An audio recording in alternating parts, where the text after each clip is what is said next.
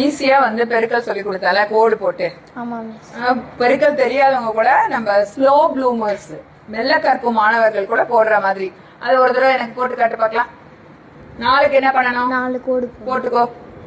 1 2 3 4. அப்புறம் 2 நம்பருக்கு என்ன பண்ணணும்? போட்டுக்கோ. 1 2. அடுத்தது 4 கோடு போடு.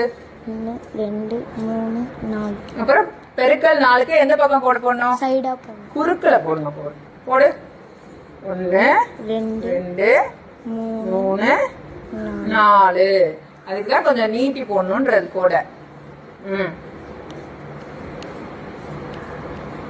ஓகேயா? இப்ப இந்த இதெல்லாம் என்ன? இந்த 2 கோடு என்ன எங்கெங்கெல்லாம் சந்திக்குதோ அதெல்லாம் என்ன?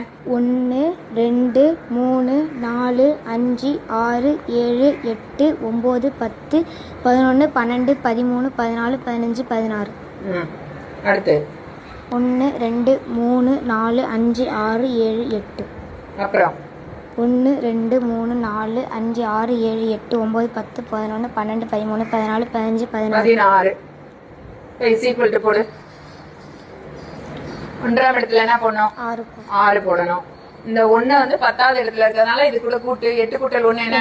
9. இங்க 16 அப்படியே போட்டுற வேண்டியதான். போட தெரியாதவங்க கூட போடலாம் தானே? ஓகே.